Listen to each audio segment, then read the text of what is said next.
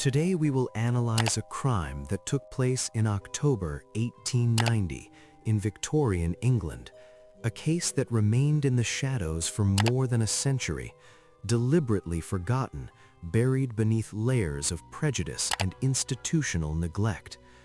This is not a crime you will find in popular history books or traditional documentaries. It is a story that was silenced, filed away in dusty records, and nearly erased from collective memory.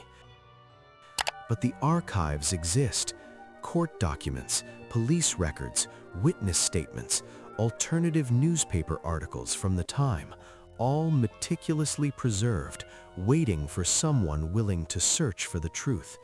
And after months of careful research, these archives are finally brought to light. Now, for the first time, this story will be told in full. If you enjoy true cases that history tried to forget, real crimes that never received the attention they deserved, subscribe to the channel and activate the notification bell. Here, we explore the cases left behind, the stories ignored not because they lacked seriousness, but because the victims were not considered worthy of justice. We bring to light little-known crimes, those that never surfaced for reasons that go far beyond criminal investigation. Because all lives matter, every victim deserves to have their story told. Every injustice deserves to be exposed, and that is exactly what we do here. So relax as we travel to late 19th century England to discover the story of Eleanor Freeman in an era marked by deep social transformations and contradictions.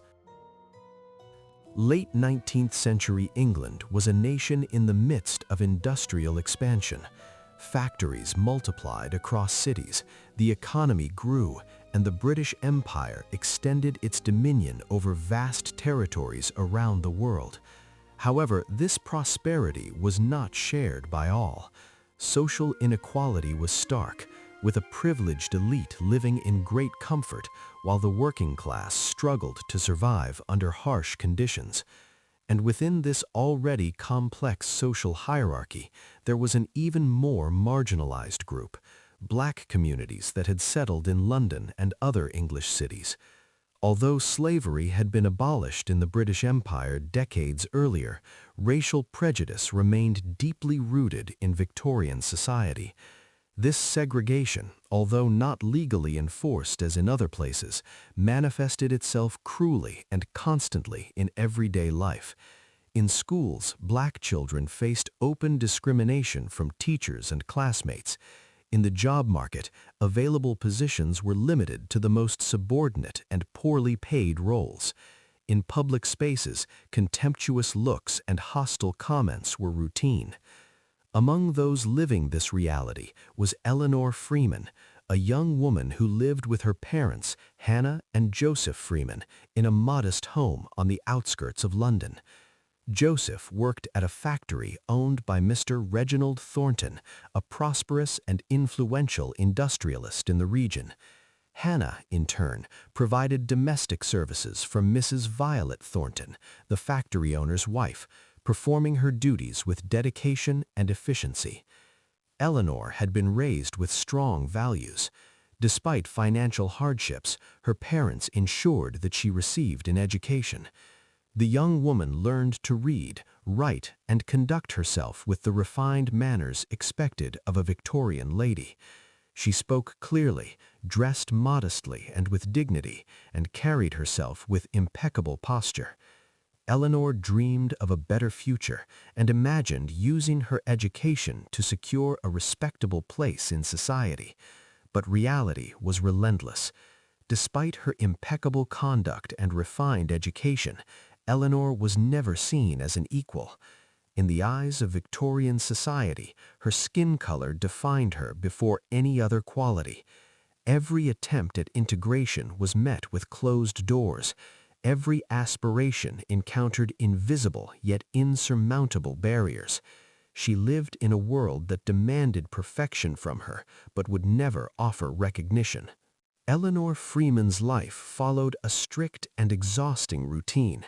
Her mornings began early, even before sunrise. She devoted the first hours of the day to basic studies, reading the few books she could borrow and practicing her writing by candlelight. These were precious moments of learning, stolen from a day that would soon be consumed by domestic labor. Eleanor helped her mother with household chores, washed clothes, prepared meals, and occasionally accompanied Hannah to the Thornton residence to assist with extra work. Formal education was almost inaccessible for young women like Eleanor. Although schools existed in the region, most simply refused to admit black students. Those that theoretically accepted everyone made the experience so hostile that few endured it. Black children were isolated, seated separately, ignored by teachers, and mocked by classmates. It was a silent but devastating form of exclusion. It was through Miss Abigail Turner, a middle-aged teacher with progressive convictions, that Eleanor was able to continue her studies. Miss Turner offered private lessons in her own home to a small number of students who did not fit into the traditional system. There, Eleanor found not only knowledge, but also encouragement. The teacher saw potential in the young woman and nurtured her dreams of one day becoming a teacher or perhaps a writer. Charlotte Reed, a young white woman from a modest family, became Eleanor's friend during these lessons. Their friendship was genuine, but limited by social conventions. They could talk freely at Miss Turner's house, but when they met on the street, Charlotte would often lower her eyes and walk past, unable to face the public judgment that an interracial friendship would provoke. Subtle insults were a part of everyday life. When Eleanor entered Mr. Henry Watkins's shop, the merchant watched her with suspicion, following her between the shelves as if she were a potential thief. He treated other customers warmly, but with Eleanor his responses were brief and cold. Sometimes other patrons would simply leave the shop when they saw her enter, preferring to return later. Martha Collins, an elderly neighbor who lived near the Freeman family, was one of the few people who showed open solidarity. She greeted Eleanor warmly and occasionally offered small favors that demonstrated genuine respect.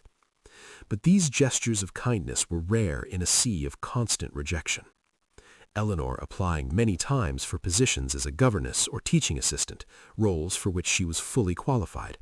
The responses were always the same: silence or polite but firm refusals. Each closed door reminded Eleanor that talent was not enough. Prejudice was not only physical, expressed through aggression or explicit segregation. It was mainly psychological and structural, an invisible system that determined her place even before she had the chance to prove her worth. The day of the disappearance and the first signs of negligence. The morning of Tuesday, October 14, 1890, began like any other for Eleanor Freeman. Around 10 o'clock, her mother, Hannah, asked her to go to Mr. Arthur Bell's shop to buy some groceries. It was a simple task, one Eleanor had performed countless times before. The shop was about a 15-minute walk from the Freeman home. Eleanor put on her modest coat, picked up her shopping basket, and left the house. No one could have imagined that she would never return. According to later reports, Eleanor arrived at Mr. Bell's shop around 10:30 in the morning. The shopkeeper confirmed that he had served her, saying that she bought flour, tea, and some vegetables. He stated that the young woman appeared calm and showed no signs of distress. After paying for her purchases, Eleanor left the shop carrying her basket. Lucy Harper, a young woman who knew Eleanor from Miss Turner's classes, reported seeing her walking along the main street around 11 o'clock. According to Lucy, they exchanged brief greetings. Eleanor mentioned that she needed to run one more errand before returning home, but she did not specify what it was. Lucy recalled that Eleanor seemed to be in a hurry, but nothing out of the ordinary. This was the last confirmed account of someone who had spoken with her. George Mitchell, a carriage driver who worked transporting passengers around the area, claimed to have seen a young woman matching Eleanor's description near the bridge over the river around noon. He said she was standing there looking at the water, as if waiting for someone. However, Mitchell was not absolutely certain that it was Eleanor, as he had only observed her from a distance while driving his carriage. When Eleanor did not return home by early afternoon, Hannah began to worry. By nightfall, her anxiety had turned into despair. Joseph Freeman spoke with neighbors, walked through nearby streets, and returned to Mr. Bell's shop, but found no clue about his daughter's whereabouts. The following morning, the parents went to the authorities. Inspector Alfred Whitmore received the couple with evident disinterest. He wrote down the information mechanically, asking basic questions without showing any sense of urgency. When Joseph insisted that his daughter would never disappear voluntarily, the inspector suggested that perhaps Eleanor had run away, something common among young women with ideas above their station. Hannah, in tears, begged for an immediate search, but Whitmore replied that the police had more urgent cases to investigate. No posters were distributed, no organized search was conducted. There was no community mobilization or public appeals for information. To many, she was just another invisible girl. While the disappearances of white young women from respectable families generated public outcry and newspaper headlines, the disappearance of Eleanor Freeman was treated as a minor inconvenience, a case that did not deserve attention or resources. The authorities' negligence was as striking as the silence that settled over her fate. After 2 weeks of continuous pressure from the Freeman family and attorney Samuel Porter, a young advocate who volunteered to assist with the case free of charge, the authorities finally launched a formal investigation. However, from the very beginning, it was clear that their effort was minimal. The search for a body or any evidence of Eleanor's whereabouts was carried out superficially. Only 3 officers were assigned to search areas near the river and the surroundings where she had last been seen. The operation lasted only 2 days. During this period, disturbing information emerged. Several witnesses mentioned having seen Eleanor speaking with a man near the bridge on the day of her disappearance. The descriptions pointed to Frederick Lawson, a foreman at Reginald Thornton's factory, known for his violent temper and for making derogatory remarks about black workers. A laundress named Agnes Simmons claimed to have seen Lawson following Eleanor along the main street. Another factory worker reported that Lawson had arrived at work that day with dirty clothes and visible scratches on his face. When confronted by Inspector Whitmore, Lawson vehemently denied any involvement. He claimed that he had been working all day and that the witnesses were mistaken. The inspector accepted his word without further questioning. The testimonies that incriminated him were recorded but later filed as inconclusive. Agnes Simmons was subsequently interrogated aggressively, accused of making up stories, and warned about the consequences of perjury. She retracted her statement, saying she might have been confused. Samuel Porter attempted to present evidence that Lawson had a history of abusive behavior toward women, especially black female workers at the factory.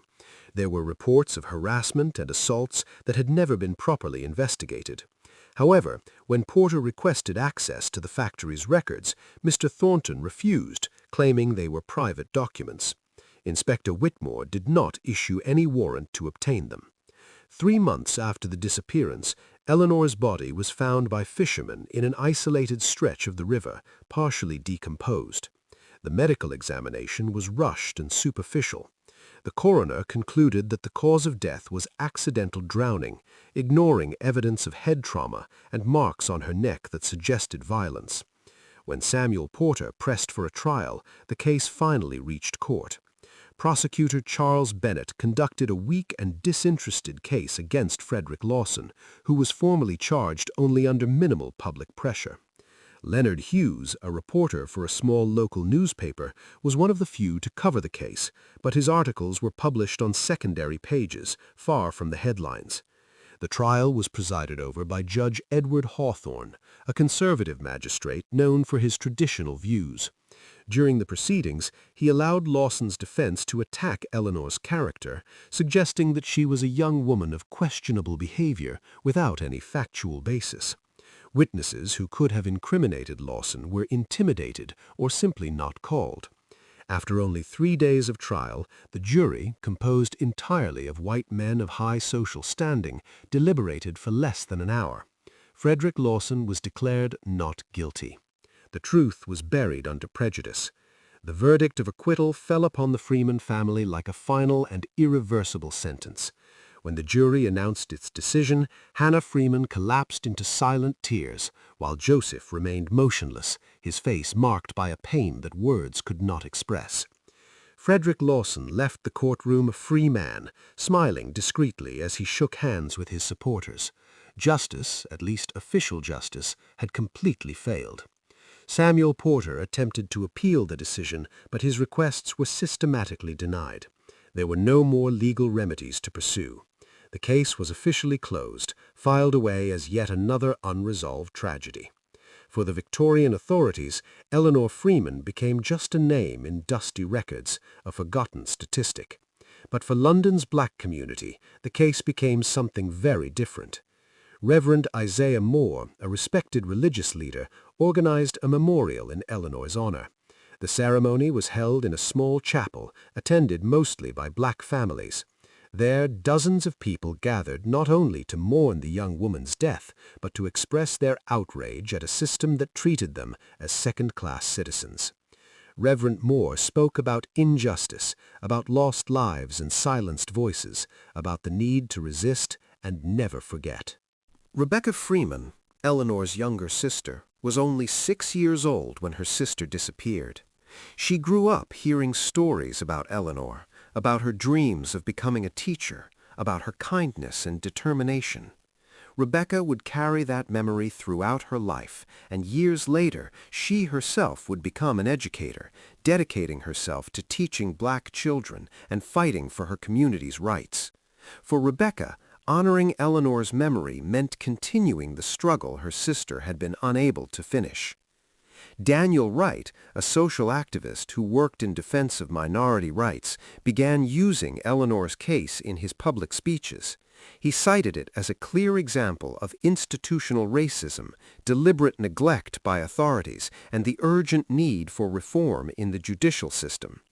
Although his words were often ignored by the ruling elite, they resonated in marginalized communities, inspiring others to demand change. Mrs. Florence Grant, a progressive writer with connections in London's literary circles, learned about the case through Leonard Hughes. Deeply moved, she decided to document Eleanor's story in a lengthy article that was published in alternative newspapers and pamphlets distributed within reformist circles. Her text exposed not only the specific case, but also the systematic pattern of injustice faced by black people in Victorian England. The publication sparked heated debates in small intellectual groups, though it remained far from mainstream attention. Decades would pass before the true extent of the injustice was publicly acknowledged. Eleanor Freeman's case was never reopened, and she never received official justice. But her story did not end in the courtroom. It began there. She became a symbol of all the black lives that were ignored, of all the unsolved crimes, of all the victims whose voices were silenced by prejudice. Eleanor's legacy was not erased by the negligence of the authorities. On the contrary, it was preserved by the collective memory of a community that refused to forget.